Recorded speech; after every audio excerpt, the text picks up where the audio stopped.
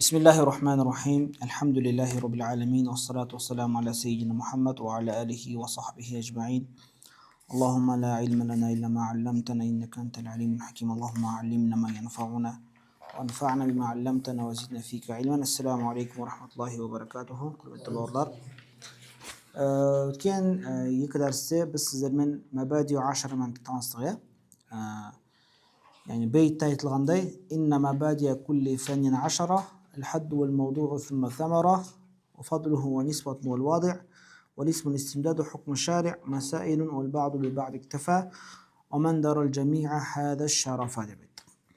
Ular da bitirdik. Endi so'nggi masala qoldi bizda. Kitobga kirispes burun aytiladigan dunyo. Ol jiye, o'qiladigan jiye kitaplar. Jiye arab tilinde manhaj degan so'zni bildiradi. Manhaj nahaja so'zidan chiqqan, ya'ni yo'l yuru degan so'z, yo'ldan yuru. So'dan manhaj degan narsa chiqdi. Hozirda jiye sistema degan ma'noga qo'llaniladi. Shuni kerak, arab emesтердің jiyesi arablarning jiyesinden asıp ketken. Yani egerde arab emestер arablardan şariat ilimlerinde arab tilinden bir жерден озса, олар sarf iliminden озды деп айта аламыз. Өйткені мен көрген араб тілі жүйелері, немесе араб тілі sarf оқу, арабтардың sarf оқуы араб еместердің sarf оқуына жетпейді.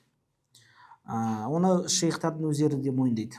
Ұстаздары да өздері мойындайды. Мысалы шейх Алихани әрдайым айтатын, қазақтар, қырғыздар sarfты өте жақсы біледі деп. Sarfты өте жақсы жіктейді деп. Біз жіктеуге аса қатты назар аударамыз. Және де бұл осы жақында арада пайда болған бір ерекшелік емес, ол бұрыннан бар нәрсе. Оны біз сол жазылған кітаптардан назар салсақ болады. Жаңағы жазылған еңбектер, араб еместердің сарфқа қатысты қаншалықты құнды, қаншалықты сақталып келе жатқаны соның бір дәлелі.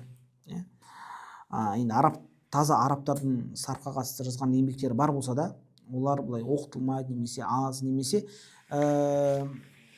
практикалық тұрғыдан аздау келеді. Мысалы біздің өзіміз мысалы әмселен өткен кезде, қай жағынан біз көбінесе оны меңгердік? Жіктеу жағынан, практикалық жағынан. Өйткені біз сарфты айттық қой, сарфтың екі анықтамасы бар деп. Амали және илми. Біз амали тұрғысынан көп өттік та. Сондықтан да жіктеу жағынан шынымен де ажамдарға жететіндер арабтар аз. Бар ғой, бірақ аз. Мүмкін теория жағынан олар мықты шығар. Арабтар жаңағыдай ережені түсіну, ұғыну жағынан. Бірақ былай жіктеп бер деген кезде, мысалы насар деп арабтар былай жіктей алатындардың ішінде аз табасын. Ал бізде медреселерде осы нәрсеге қатты назар салады, жіктеуге қатты назар салады. Енді жүйелерге келетін болсақ, алдымен енді өзіміздің Қазақстанда оқытылатын жүйелерге келейік, оқытылатын кітаптарға. Бізде Қазақта медреселер әртүрлі ғой. Бірақ қазір таңда сарфта не оқылады бізде медреселерде? Мабдау сарф оқылады. Мына жерде бізде мабдау нахв, мабдау сарф деген не кітап бар. Бұл жерде Асқарбек Сарыпбек, Ризабек Илбай, Жасан Жүсіпбек ұстаздар аударған. Әйтеуір бір тілден аударылған. Жақсы? Бұның оригинал қазақша емес дегенім ғой. Содан аударылып, кейін қазақшаланып жазылған кітап. Осының ішінде мабдау сарф басында. Осы өтіледі. Мабдау сарф. Одан кейін тағы да самғау деген кітап бар бізде. Өте танымал. Бұны Абдумуталип ұстазымыз естіген, жазып аударып шыққан. Бұл да өзі бір ерекше кітап. Бірақ жеңіл деп санамаймын. Біршама ауыр кітаптардың бірі. Ішінде байқасаңдар бина бар, бинаның тақырыптары бар кейбір. Осы оқытылады. Содан кейін мына жерде Хаш Турханидің Муалиму сарф деген кітабы бар. Бұл да бір танымал кітаптардың бірі, бірақ қазақшасы ішінде қызық. Яғни қазақша бір өзбекше секілді жазылған. және де біздің Нұр-Барақ университетіміздің ұстазы Бекболат Бердімұратұлы ұстаздың сарф ілімі деген қалың кітап бар. Бұл кітапты шейх ұстаздың өзі айтпақшы әмсилә бинаға негізделіп жазғам деп айтқан. Сондықтан да егер сіздер әмсилә бинаны өтіп шықсаңыздар, қазақша бір қайталап шыққыңыз келсе, осы кітапты алсаңыз болады.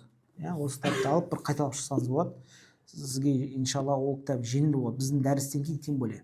Яғни егер сіз ютубта әмсилә бина дәрістерін қарап кейін наны бір қарап шықсаңыз, иншалла сізге жеңіл болады. Бұл жерде түрлі етістіктердің, яғни нақистардың да, жауаптардың да ауыр етістіктердің жіктеуін жазған.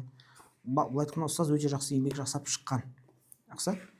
Енді бұны айтып жатқаным, біздің қазақ тілінде жазылған еңбектер бар, және оларға да сүйену керек, қарап қою керек. Жақсы, кейде сен түсінбей жатсаң, арабша мәтінді содан қайта сұрасам болады, қарасам болады. Ал енді басқа жүйелерге келейік. Ең танымал жүйелердің бірі ол манхажул усмани.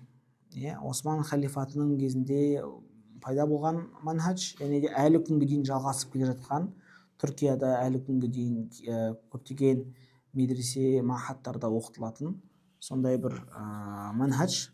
Ол манхажбен біз қазір сіздермен өтіп жатырмыз. Ол әмсилә бина мақсуд иззи кітаптарын өту. Бұрындары Айзиден кейін Марахул Аруах, Шафия секілді кітаптарды өтетін. Қазір Айзиге жетсе, оның өзі шүкір болып жатыр да.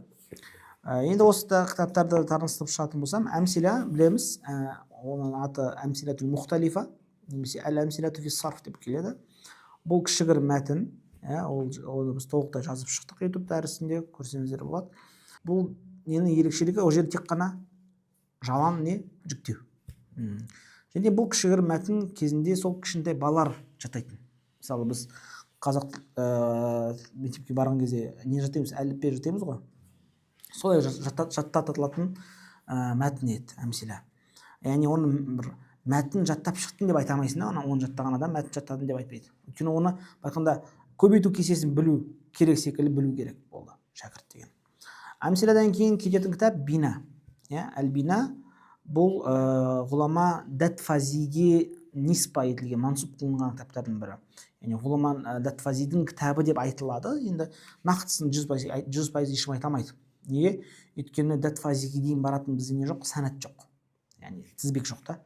Сондықтан да бірақ Дат-Фазидің кітабы деп айтылады. Аллаху а'лам, мансұп болады. Сонымен сол бина кітабында біз білеміз, баптарды дестеген түсіндіріп шыққан. Шынайы авторын білмесек те, авторына Алла разы болсын деп айтамыз. Және де бұл кітапқа жазылған шархтар көп. Бұл кітапқа жазылған нелер көп? Шархтар көп. Соның ішінде Әл-Асас деген шарх бар. Одан кейін Кафауидің шархы бар. Тарабулсидің шархы бар. Махмуд Фаузи Хадждың Фатхул Ғана деген шархы бар. Шархтар көп. Соның ішінде ең қазіргі таңда менің ойымша ең мықтысы, және аталған шархтарды қамтыған, басқа да шархтарды қараған, соларды өзінің шархына қосқан, басқа көптеген мәліметтерді қосқан, бина мәтіннің кейбір қателіктерін түзеткен шейхіміздің, ұстазымыздың шейх Али Хамидың осы шархул бина әл-аф'ал шархы. Өте сондай керемет шарх. Мен осы дәрістің кіріспесінде осы кітапқа сүйеніп айтып жатырмын, біле берсеңіздер. Сондықтан да осы шархты алуға кеңес беремін. Үшінші кітап, бинадан кейін өтілетін ол Мақсуд кітабы. Мақсуд кітабы кімнің кітабы? Үш пікір бар. Бір пікір бойынша ол Юсуф әл-Ханафи деген ғалымның кітабы дейді. Орта ғасырлық ғалымның кітабы. Ал екінші пікір бойынша ол имам Абу Ханифа рахимахуллахтың кітабы. Яғни ол жайлы имам Биркауи деген Ханафи мазхабының ғалымы. Қай кітаптың авторы Биркауи? Ат-Тариқатул Мухаммадия деген кітапты білесіздер ма? Аз пайғамбар хақ жолы деген кітап аударылды қазақшаға. Ауамил деген кітаптың ауамилі бар Биркауидің. Сол кісі айтады, ол өзі Мақсудқа шарх жазған. Иманул Назар деген. Иманул Анзар деген.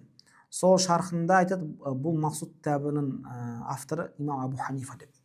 Аллаху а'лам, имам Абу Ханифа екеніне ғұламалардың күмәні бар.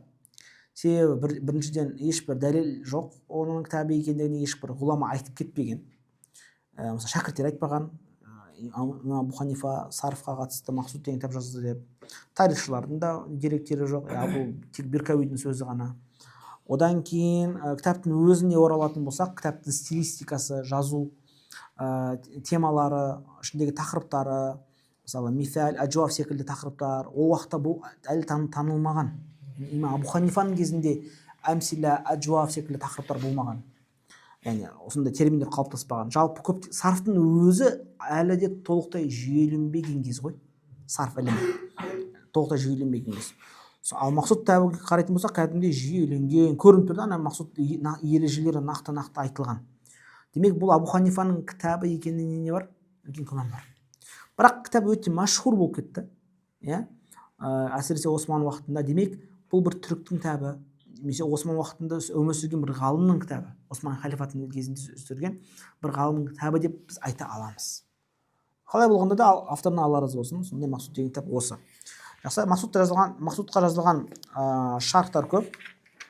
Сол жазылған шархтардың ішінде біздің ұстазымыздың ұстазы шейх Абдул-Малик Ас-Саади деген ғалым бар.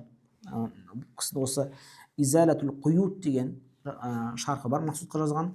Бұл кісі кезінде Ирактың муфтиі болған. Ирактың несі болған? Муфтиі болған. Кейін Иракта фитна пайда болып, Иорданияға көшкен. Иорданияда көшіп, сол жақта қалып дәріс берген. Әлі күнге дейін тірі кісі. Ол кісінің көзін көрдік, ол кісінің алдында дәріс алдық, сабағын алдық, қолын алдық. Енді толықтай шәкірті болмасақ та, бірақ біраз пайда алғанбыз. Толықтай кітап бітірмесек те, бірақ дәрістеріне қатысқанбыз. Үлкен шейх, мен ол кісінің Хидая дәрістеріне қатысқанмын. Хидая білесіздер ғой, фихтаға имам Мағинадидің кітабы, үлкен кітабы. Сол қатысқан жылдары ол уақытта шейх Абдул-Малик Саади жасы 80-де еді. Яғни 80-де жүріп, ол кісі сондай үлкен дәріс береді. Хидаядан кейін Тафсир Байдауи, одан кейін Усул, Самарқандидің, одан кейін Ибн Маликтің әлфиясына жазған шархын, осы 4 кітаптан беретін. Сонда 80 жаста өте өзінің есін бәрін сақтаған еді сол уақытта. Қазір 90-ға келіп қалды, әлі тірі, жазған еңбектері де, тахқиқтары да өте көп. Сол еңбектердің бірі осы Мақсудқа жазған шархы. Жалпы Ирақ ғалымдары өте мықты болатын көптеген салада. Сол имам шейх Саади, Абдул-Малик Саади, хафизахуллаху тағала, бұл кісі Ханафи мазхабын және Шафи мазхабын терең меңгерген ғалымдардың бірі болған. Ғалымдардың бірі. Телефонын, сол уақытта қазір білмеймін, ол кісінің жағдайы кішкене денсаулығы нашарлады, әрине. Отырып жүреді, отырып оқиды намазды. Бірақ сол уақытта өз көзіммен көргем, телефоннан тыным жоқ. Әрдайым звондап, ол кісіден пәтуа сұрайды бәрі. Ол кісі пәтуа беретін үлкен ғалым еді. Тіпті оны Ханафи емес, Хашфаи деп атаған адамдар. Яғни Ханафи, Шафиғи, екі мазхабты терең меңгергендіктен. Өзі Хидаядан сабақ береді, бірақ Шафиғимен жүреді. Түсіндіңіз? Бірақ Ханафи мазхабында терең меңгерген осындай болған ғалым болды. Одан кейін енді осы аталған Әмсила бина Мақсуд кітабының ешқайсының иснады жоқ деп айттық. Жақсы? Несі жоқ? Санады жоқ. 4-ші кітап бұл бізде Иззи. Тасрифул Иззи деп аталады. Бұл Иззиддин Зинджани деген ғалымның кітабы. Зинджан деген жер, ол қазіргі таңда Әзербайжан жерінде орналасқан сондай бір жер. Ол кісі Шафиғи ғалымы Тасрифул Иззи деген мәтін жазады. Кейін ол өте танымал болып кетеді. Жақсы? Сол кісінің кітабы Муътамад кітаптардың бірі болып табылады. Және де несі бар? Санады бар. Яғни бұл кітаптың толықта тізбегі бар. Аллаға шүкір, бізде де сол кісіге дейін жететін тізбегіміз бар. Өзіміздің ұстазымыздан алған, шейх Халифадан алған тізбегіміз бар. Имам Зинджаниға дейін баратын. Енді сол Тасрифул Иззи кітабы өте сондай танымал болғандықтан, оған жазылған шархтар да көп. Және де атақты ғалымдар шарх жазған. Солардың бірі, атақты ғалымдардың бірі имам Саадуддин Тафтазани. Тафтазани деген өте ұлы ғалымдардың бірі, білесіздер. Имамул Маъқул уал Манқул дейді. Ақли ілімдерді де, нақли ілімдерді де терең меңгерген ғалымдардың бірі. Имам Тафтазанидің еңбектері өте көп. Енді ол кісі жайлы кәдімгідей бір дәріс арнауға болады, өмір баяны туралы. Сол имам Тафтазанидің шархы өте танымал болды. шархул иззи десек, кімнің шархымен зереді? Тафтазанидің шархымен зереді. Бұл шархты міндетті түрде оқу керек. Шейх Али Ханимен ол кісінің шархын оқығанбыз Тафтазанидің. Соншалықты танымал болғандығы соншалықты сол Тафтазаниге жазылған хашиялар көп. То есть Тасриф аль-Изziдің мәтініне жазылған имам Сағди Тафтазанидің шархына жазылған нелер көп? Хашия көп. Хашия дегеніміз не? Мысалы, сіздерге былай түсіндірсем болады. Допустим, бізде квадраттың ішінде мәтін болады да. Жақсы? Мәтін жазылады, и осының жанында нелер болады? Шарх болады. Жақсы? И біз бұны кітап ретінде аламыз. Получается бізде мәтін, шарх. Шарх, бізде мәтін. Яғни шарх не істейді? Мәтінді түсіндіреді. Шарх не істейді? Мәтінді түсіндіреді. Ал енді мына жерде жандарында не жазылады? Кітаптың полясы, ашық полясы. Хашия деген өзі поля деген мағына білдіреді. Сол поляда жазылатын нәрсені хашия деп атаймыз. Жақсы? Хашиялар. Хашия не түсіндіреді? Хашия шархты түсіндіреді. Жақсы? Хашия не түсіндіреді? Шархты түсіндіреді. Сонда имам Тафтазани өзі, допустим, Зинджанидің мәтіні болса, Тафтазанидің шархы болады да, сол шархқа жазылған нелер көп болады? Хашиялар өте көп. Тадриджул Адани, Дада Джунки секілді хашиялар бар. Мен өзімде 5-6-ға жуық хашия бар. Неге жазылған? Иззиге жазылған.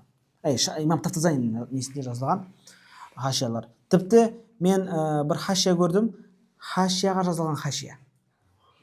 Яғни имам Тафтазанидің шархына жазылған хашиясының хашиясы. Сондай ауқымды еңбек та.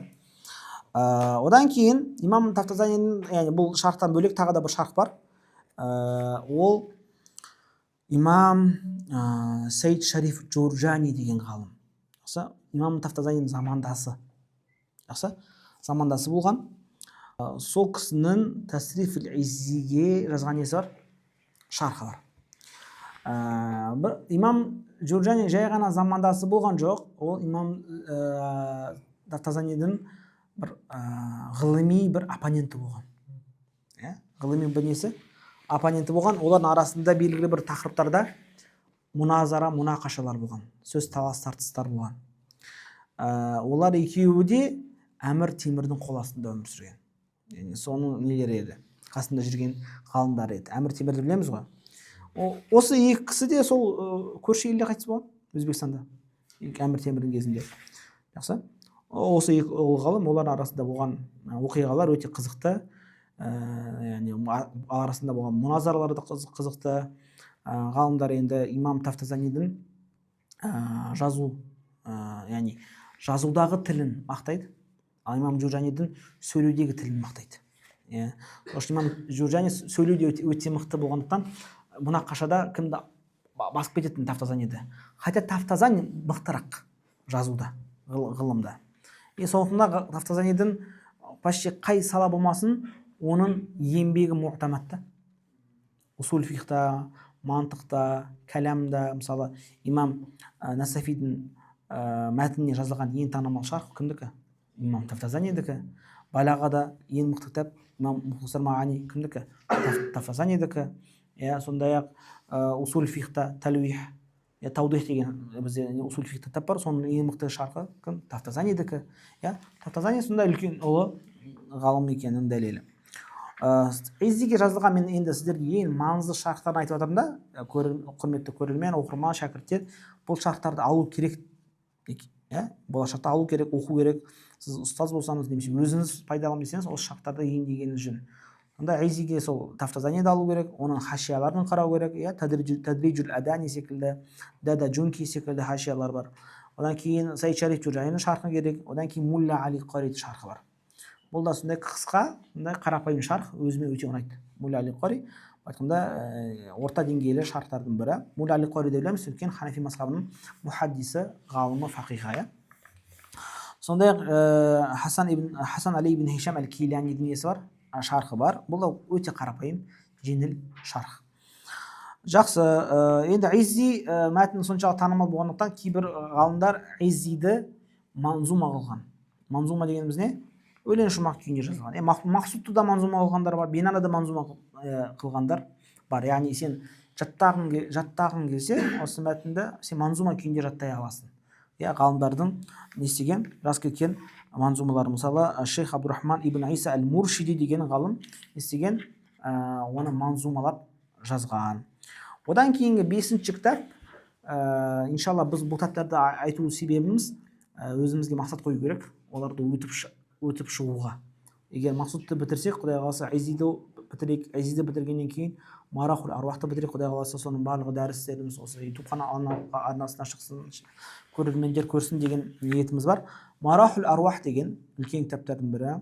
Мен ойымша бұл кітапты енді біздің әрине жерде елде оқығандар бар шығар, ұстаздарымыз, ғалымдарымыз, бірақ YouTube желісінде тіпті бұл Марахул Аруахтан дәрістер вообще аз таппайсың. Бітіріп жатқан шәкірттер мүмкін Пакистан елінде оқытылады бұл кітап, сондай-ақ Түркияда да оқылатын шығар, бірақ аса қатты көңіл бөлінбей жатыр оған. Өз басым Марахул Аруахты оқыдым және дәріс бердім, толықтай аяқтамасам да, бірақ шынымен де өте ерекше кітаптардың бірі. Авторы Ахмад ибн Али ибн Масуд деген ғалым, 8-ші хижрет бойынша 8-ші ғасырдың ғұламасы, орта ғасыр ғұламасы. Бұл Марахул Аруахқа жазылған шархтар да жеткілікті.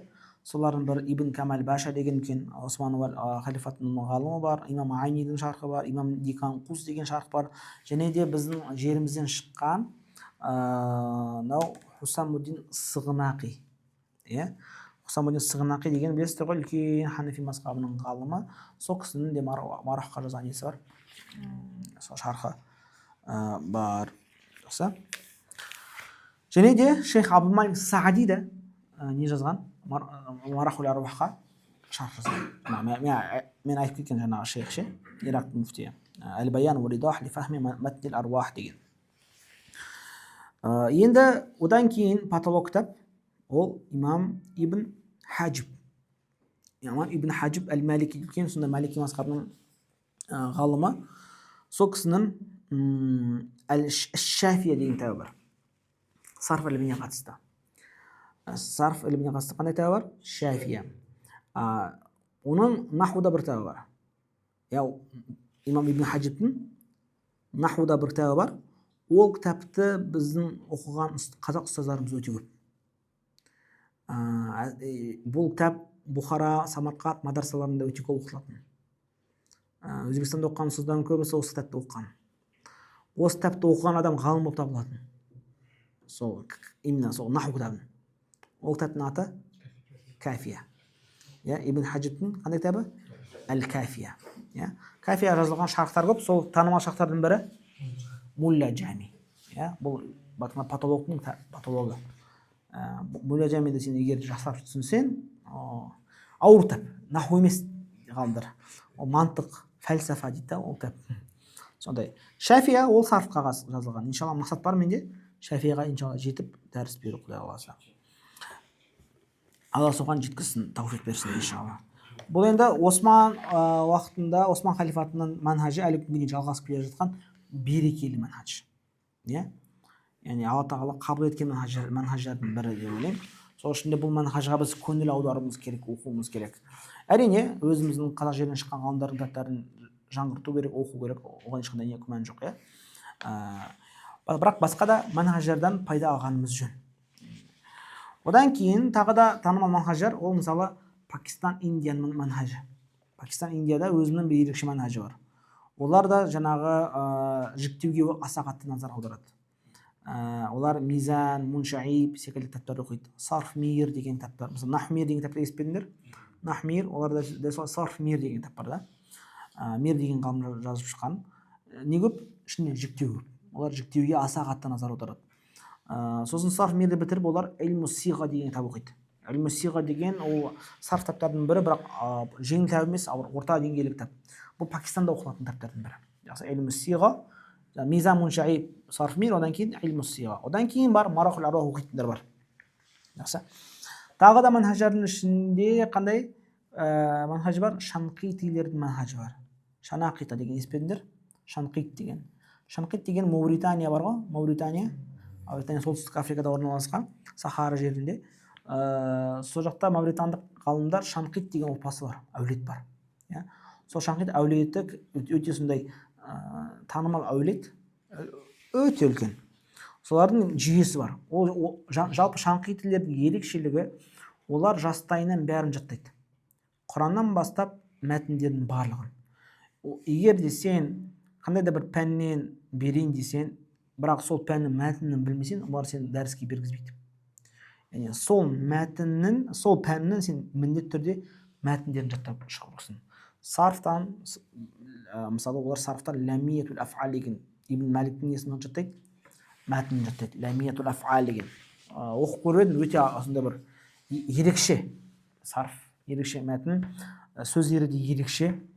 Ұстазымыз айтатын, бір кісі Қара мешітінде жүріп, ләмиятул аф'алды қайталап жүрген ғой, жаттап ауызша ше. Сонда шуртилар, жаңа полицейлер ұстап алып, сен не айтып жатсың, сен не сиқыр айтып жатсың ба деп ұстап алғанда, ананың өлең шумақтардың ішіндегі сөздері біртүрлі болғандықтан. Сонда ләмиятул аф'ал деген кітап бар, оған жазылған шарықтары да өте көп. Сол шаңқитилердің ерекшелігі сол, яғни олар бәрін жаттайды. Фих болсын, ақида болсын, және де олар басқа араб шейхтарды мазақтайды. Олар дейді, олар жайлы, егер де сен араб ұстаздан, араб шейхтан, саудиялық арабтан планшетін алып қойсаң, бұл дәріс бітеді дейді. Өйткені олар жаттамайды дейді. Шынымен де қазіргі таңда біз өзіміз сондай болып қалдық қой. Планшет болмаса, алдымызда кітап болмаса, не істей алмаймыз, дәріс бере алмаймыз. Сол үшін де сен нағыз ғалым, нағыз маман болу үшін саған кітап керек емес. Яғни сен дәріс берген кезде қашан сен мықты маман боласың сол пәннен, қашан өзіңді мықты маман деп санай аласың. Егер де сен келіп кітапқа мұқтаж болмай-ақ, сол кітапты сен жатқа айтып түсіндіріп бере алсаң, сол кезде сен мамансың да. Ал егер сен саған міндетті түрде бір кітапты бүйтіп қарап отыру керек болса, әлі демек саған әлі пісу керек. Ол жаман емес, бірақ прям өзіңді бірнәрсе сезінгің келсе, өзіңді бір ғалым ретінде көргің келсе, хотя өзіңді ғалым етіп көру ол уже надандық. Бірақ мен өзім дәрежем қандай, деңгейім қандай, әлі қайқа дейін өсу керек десең, осыған қара. Сен дәрісті кітапқа қарамай бере аласың ба? Бере алмайсың ба? Кітапқа қарамай мәтінді түсіндіре аласың ба? Түсіндіре алмайсың ба? Егер түсіндіре алсаң, ешнәрсеге қарамай, онда сен жақсысың. Егер саған бәлкім қарап отыру керек болса, сөйлеу, не істеу керек болса, онда әші саған әлі істеу керек, өсу керек. Тамам? Бұл енді айтылған кітаптардың көбісі қандай кітаптар? Классикалық кітаптар. Яғни біз оны турос деп айтамыз. Туроси кітаптар. Естеріңізде бар болса, Шейх Али Ханидің бір айтқан алтын ережесі бар еді ғой. Қандай? 3 алтын ереже. Біріншіден, өтетін пәннің мәтінін жаттау керексіз дейді. Мысалы, фих өтейін деп жатсың ба, сол фих бойынша мәтін жаттау керексің дейді. Мысалы, бізде Ханафиде Қудуриді жаттап шық, немесе Уиқая, Нуқая дейді. Мысалы, бір өзде Нуқая жаттайды. Қазақ жерінде, мысалы, медреселер Нуқая өтіледі. Нахудан, мысалы, Әжрумияны жаттап ал. Сарфтан Иззиді жаттап ал, Мақсудты жаттап ал. Ақидадан Тахауия, Бахрул Калам, немесе Умда секілді мәтіндер жаттайсың. Тәпсірде, мысалы, Насафи, Джалалейн, Мұсталах хадисте, мысалы, Байқуния, сосын Нусхатун Назар секілді мәтіндер жаттайсың. Яғни әр саланың өзінің жаттаған несі бар, жаттатылатын мәтіндері бар. Бұл бірінші ереже. Екінші ереже, сен сол саланың турос кітаптарын оқу керексің, алу керексің, сатып алу керексің. Сенде турос кітаптар болу. Жаңа айтқан кітаптардың көбісі несі? Турос кітаптар. Турос кітаптарды білу керексің. Бұл екінші. Үшінші ереже, сен муасир кітаптарды алу керексің дейді. Муасир дегенімізде заманауи. Біздің заманда жазылған кітаптар. Яғни осы 20-21 ғасырда жазылған кітаптарды иемдену керексің. Не себепті? Өйткені классикалық кітаптар олардың жазу стилистикасы бөлек. Сол үшін де олар жазу стилистикасы бөлек болғаннан кейін сөздері сондай бір көп мағынаны қамтығандықтан, терең болғандықтан оларға жазылған шарықтар да, хашиялар да көп, жаңа тафазани секілді. Ал заманауи кітаптар, муасир кітаптар, олар барынша жеңілдетуге тырысады. Мәселені басқаша ашып береді, басқаша қарастырып береді. Яғни классикалық форматта емес, басқаша түсіндіріп береді. Заманауи форматта, сызбалармен, кестелермен. Сондықтан да бұндай кітаптарды қолдануда ешқандай не жоқ, әйбестік жоқ. Проблема қашан? Егер де сен тек қана муасир кітаптармен оқитын болсаң, тек қана заманауи кітаптармен оқитын болсаң да, яғни андай кітаптарға не істемесең, тура кітаптарға сүйенбесең.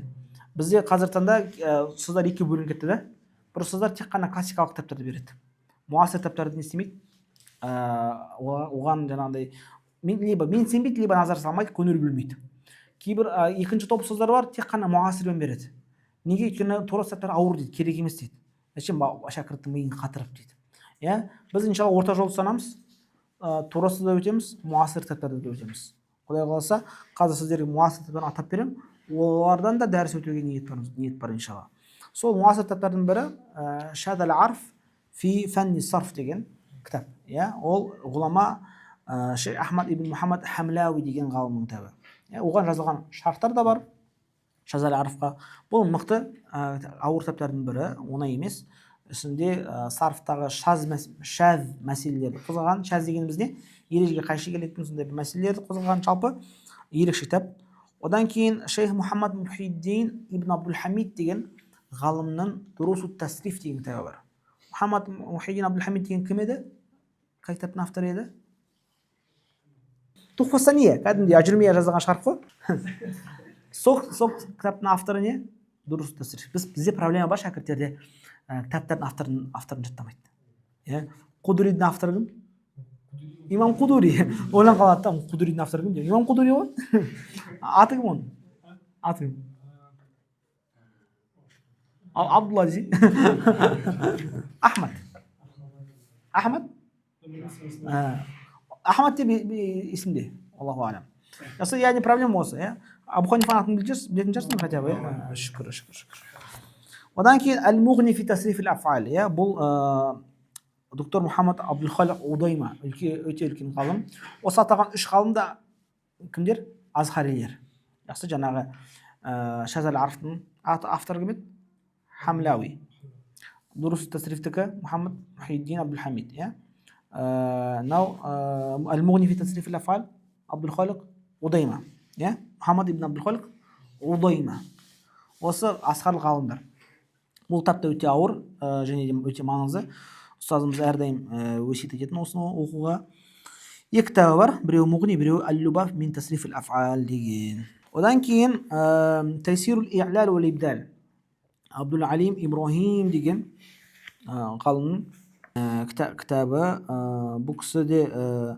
Бұл кісінің танымал кітаптардың бірі Ан-Нахвул Вазифи деген кітабы бар. Өте ауыр, сондай, бірақ өте мықты кітап. Еуропты үйретеді. Еуропта мықты болған кезде Нахвул Вазифиді оқып шығу керек. Одан кейін бізде Әл-Мустақса фи илми тасриф деген доктор Абдул-Латиф Мухаммад Хатиб деген ғалымның кітабы. Сондай-ақ шейх доктор Фахруддин Қабава әлі күнге дейін тірі кісі. Ол кісінің тасрифул асма уал аф'ал деген кітабы бар. Фахруддин Қабава деген үлкен Сурияның ғалымы. Басқа да кітаптары көп. Мысалы, ол кісінің Жәләлейнге жазған тахқиқы бар. Үлкен ғалым. Және де Татбиқу сарфи. Шейх Абдул Раджихи деген ғалымның кітабы. Ол кісінің Татбиқу нахви деген кітабы бар. Біздің осы дәстүр осы қосымша білім беру және ижаза орталығында осы Татбиқу сарфи оқытылады. Бұл кісі қайтыс болған, бірақ Александрияда дәріс берген сондай ғалымдардың бірі. Жақсы. Алла қалса, осы кітаптарды біреуіне болса да өтіп шығуға ниетіміз бар, Алла қалса. Бұл енді аталған кітаптардың барлығы емес, сарфтың кітаптардың барлығы емес. Одан да басқа нелер бар? Кітаптар жетеді. Енді қайсысын алсаңыз да, иншалла, ең бастысы оқу керек. Бұл кітаптарды жинаған дұрыс, әрине. Жинап қана қоймай, алу керек. Мен шәкірттерге айтамын, ақшаң болса кітап ал, оқымасаң да. Неге? Өйткені ол көз алдына қойып қойды. Ол сені не істейді? Күнде шақырады. Кел оқы, кел мен оқы. Бір күні сен оған барасың да. Одан сен бәрібір ақшаң бір нәрсеге кетеді ғой. Мүмкін өзің оқымасаң, ертең балаң оқиды. Балаң оқымаса, ертең мүмкін кітабыңды балаң сатады да басқа біреу оқиды. Хотя бы сақтап қаласың да кітапты. Жақсы. Хотя бы сол кітапты шығарған адамға пайда берсе сен. Әйтеуір бір пайданы тигізесің де. бір адамға біреудің саудасын жүргізесің немесе өзің пайдалы білім аласың. Енді сен жаман нәрсе сатып алған жоқсың ғой, и так сен күнде ақшаң кетіп жатыр ғой неше түрлі дүниеге. Сол, енді бисмилля деп біз жаймен кірісеміз. Бүгінгі енді кішігірім оқимыз мәтінін, бірақ шарықтамаймын. Шарқы Құдай қаласа келесі дәрісте болады. Енді біздің ұстаздарымыздың әдетіне сай біз Рабби яссир уәла туассир уә тамим алейна бил хайр я фаттах уә бика настаин деген дұғамен бисмилля деп имам Абу Ханифа деп атайық, Юсуф әл-Ханафи болсын, әйтеуір бір ғалымның Мақсуд деген кітабын естиміз. Бисмилля деп бастаймыз. Бұл кісі өзінің кітабын немен бастайды? Бисмиллахи рахмани рахиммен бастайды. Яғни сіздерде мажмуғату сарф болса, соны оқысаңыздар болады. Болмаса мәтінін, Құдай қаласа мен әлі қолым толық жетпей жатыр. Мақсуд кітабын өңдеп сіздерге жеке PDF ретінде жасап беремін. Бина мәтін жасағандай дәрістерге бөліп. Сосын иншалла содан оқып жүресіздер. Бисмиллахи рахмани рахим. Алхамдулиллахи л-ваххаби лил-муминина сабила с-саваби. Вассалату вассаламу аля набийхи Мухаммадин из-заджили анил изнаб немесе анил азнаб. Екеуі де рұқсат. الحاث على طلب الثواب وعلى آله وأصحابه خير الآل وخير الأصحاب وبعد فإن العربية وسيلة إلى علوم الشرعية وأحد أركانها التصريف لأنه به يصير القليل من الأفعال كثيرا والله الموفق والمرشد. وصبين إن شاء الله بكم بإذن دارس تمام. وصلى الله تعالى على خير خلق محمد وعلى آله وصحبه أجمعين.